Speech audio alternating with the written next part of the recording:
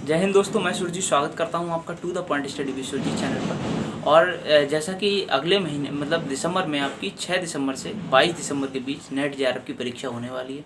तो आज से लगभग 2 महीने बचे हैं। तो उस 2 महीने में आपकी क्या रणनीति रहनी चाहिए नेट के लिए, जेआरएफ के लिए, वो हम इस वीडियो में डिस्कस करने वाले हैं। तो पहले मैं अपने बारे में बता दूँ। मेरा नाम है सुरजीत और मेरा इतिहास विषय में 2 बार नेट क्लियर है। तो उसी आधार पर मैं आपको बताने की प्रयास करूँगा कि आपके लिए क्या पढ़ना उचित हो सकता है।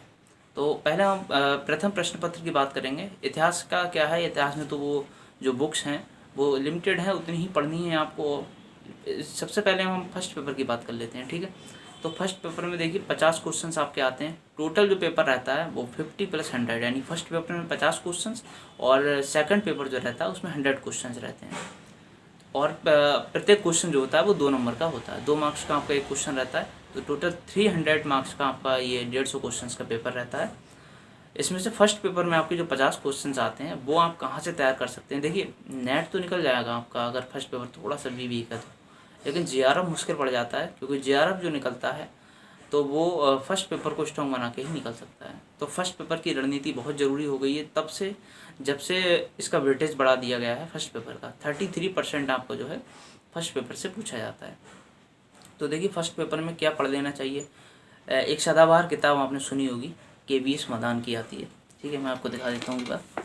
ये KVS मदान की बुक है। इसमें लिखा हुआ उल्टा दिख रहा है, बट ये प्रिंट आप देख लीजिए, लेटेस्ट बुक है, ठीक है। तो इसमें जो है ये इनफ मानी जाती है फर्स्ट पेपर के लिए। तो ये बुक अगर आप अच्छे से कवर कर लेते हैं तो फर्स्ट पेपर आपका ठीक ठाक हो जाता है।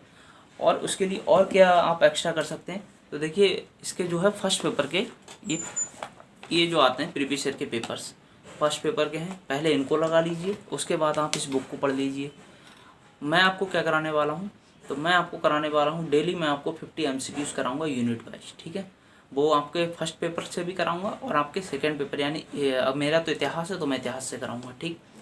तो फर्स्ट पेपर के 50 क्वेश्चन और सेकंड पेपर के 50 क्वेश्चन। इससे पहले जो MCQs कराऊंगा मैं, इससे पहले आपके जो प्रीवियस ईयर के पेपर्स हैं अब तक आए हुए पिछले 2-3 साल के, वो मैं आपको कवर करा दूंगा, जिससे एक पता चल जाए कि क्वेश्चंस किन किन टॉपिक से बनते हैं, कहाँ से बनते हैं और कितनी डेप्थ में बनते हैं, ठीक।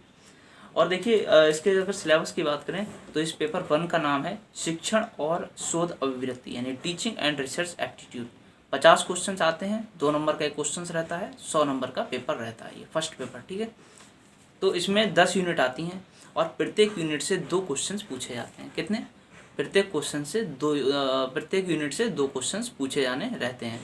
तो देखिए, यूनिट 1 जो है ये है शिक्षण अभिवृत्ति, इसको शिक्षण अभिक्षमता भी कहते हैं। इसमें शिक्षण के बारे में, शिक्षार्थी की विशेषताएं, उच्च अधिगम संस्थानों में शिक्षण की क्या पद्धति होनी चाहिए, मूल्यांकन प्रणालियाँ क्या होनी चाहिए और शिक्षक सहायक प्रणाली क्या होनी चाहिए, वो सब रहता है। यूनिट 2 जो रहती है वो शोध अभिक्षमता से रहता है, यानी शोध अभिवृत्ति जिसको कहते हैं।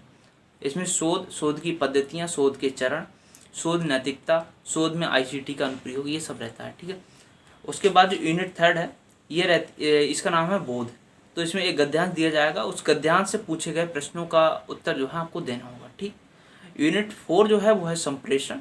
संप्रेषण में क्या है, संप्रेषण का अर्थ क्या है, प्रकार क्या है, अभिलक्षण क्या है, प्रभावी संप्रेषण किसे कहते हैं, और प्रभावी संप्रेषण की बाधाएं, जन मीडिया एवं समाज, ये आपके रहते हैं यूनिट 4 में। यूनिट 5 में क्या क्या रहता है, तो गणितीय तर्क और अभिवृत्ति, यानी तर्क के प्रकार, संख्या श्रेणी, अक्षर श्रृंखला, ये सब रहते हैं। इसमें प्रतिशतता, लाभ हानि, ब्याज, छूट, औसत, इसके भी लगभग एक आध सवाल पूछ लेता है, ठीक है। यूनिट 6 जो है उसमें क्या पूछता है, उसमें युक्त तर्क करके ये यूनिट दे रखी है। इसमें युक्त के ढांचे का बोध, हिंदी थोड़ी क्लिष्ट होती है, बट अगर आप हिंदी माध्यम से पढ़ रहे हैं तो दोस्त पढ़ना तो पड़ेगा, क्योंकि ऑप्शन नहीं है। तो युक्ति के प्रकार, अनुरूपताएं, वेन का आरेख, वेन डायग्राम जिसे बोलते हैं, कुल मिलाकर DI वाला ये पार्ट रहता है आपका। मतलब ये यूनिट 6 और यूनिट 7 जो है ये DI से संबंधित रहते हैं, आंकड़ों की व्याख्या से, ठीक है। और यूनिट 8 जो रहता है वो सूचना और संचार प्रौद्योगिकी, जिसको ICT बोलते हैं, ये पूरी यूनिट उसकी रहती है। इसमें इंटरनेट क्या है और इंट्रानेट क्या है, ईमेल क्या है, भव्य दृश्य, उच्च शिक्षा में डिजिटल पहल, ये सब इसमें दिए होते हैं। ICT और सुशासन कैसे तालमेल बिठाएं, तो ये सब ऑब्जेक्टिव क्वेश्चन इसके रहते हैं, ठीक। पूरा पेपर ही ऑब्जेक्टिव रहता है। यूनिट 9 जो है वो लोग, विकास और पर्यावरण है। तो एनवायरनमेंट से रिलेटेड ये क्वेश्चन है। इसमें आप एसडीजी पढ़ लीजिए, एनवायरनमेंट में पॉल्यूशन वगैरह पढ़ लीजिए, किससे होता है, प्राकृतिक आपदाएं वगैरह पढ़ लीजिए। और इसमें एक आध क्वेश्चन आपका कभी कभी करंट से पूछ लेता है, क्योंकि क्योटो प्रोटोकॉल पूछता है इसमें, क्योटो प्रोटोकॉल, मॉन्ट्रियल प्रोटोकॉल, रियो सम्मेलन, पेरिस समझौता, ये सब रहते हैं। तो अगर ये करंट में भी चर्चा में रहे हैं तो एक आध क्वेश्चन पूछ लेता है। वैसे तो 2 क्वेश्चन पूछने होते हैं यूनिट से, ठीक। तो बिल्कुल एकदम टू द पॉइंट सिलेबस दे रखा होता है, कहीं से कुछ एक्स्ट्रा भागने की ज़रूरत नहीं होती। अगर आप एक डायरेक्ट पॉइंट उठा के गूगल से भी कहीं से भी पढ़ने का प्रयास करेंगे, आपको टॉपिक कवर हो जाएगा। यूनिट 10 जो है लास्ट यूनिट है, ये इम्पोर्टेंट यूनिट होती है काफ़ी। उच्च शिक्षा प्रणाली, इसमें उच्च अधिगम संस्थाएं और प्राचीन भारत में शिक्षा, स्वतंत्रता के बाद भारत में उच्च शिक्षा, अधिगम और शोध का उद्भव, ये सब इससे संबंधित प्रश्न रहते हैं। और इसमें एक आध क्वेश्चन करंट अफेयर्स का भी पूछ लेता है, क्योंकि उच्च शिक्षा प्रणाली में अगर कोई सुधार हुआ है, कोई पोर्टल जारी किया है गवर्नमेंट ने, कोई ऐप जारी किया है, या कोई नई शुरुआत की है, नई पहल, तो वो पूछ सकता है आपसे। तो ये हो गया आपका फर्स्ट पेपर।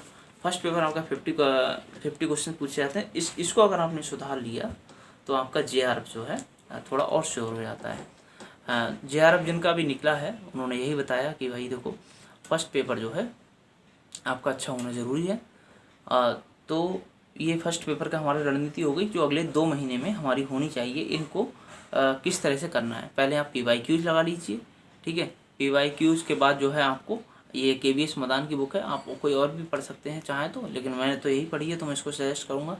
KVS मदान को आप पढ़ सकते हैं। और मैं आपको डेली जो है 50 क्वेश्चन की प्रैक्टिस कराने वाला हूँ यूनिट वाइज, और इतिहास के भी 50 क्वेश्चन आपको डेली जो भी आपका सिलेबस दे रखा है उसके हिसाब से कराने वाला हूँ, ठीक है।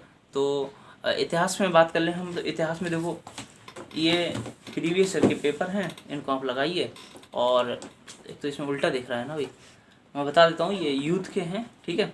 और इतिहास के शॉर्ट पेपर्स आते हैं, इनको आप ले लीजिए। इसको लगाने के बाद आप जो है एक RA कॉम्पिटिशन टाइम्स की ये बुक आती है भारतीय इतिहास की, इसको खरीद सकते हैं और इसको पढ़ सकते हैं। टाइम कम है तो 2 महीने में यही कवर कर पाएंगे। अच्छे से इसको पढ़िए, श्योर है आपका नेट तो हो ही जाना है।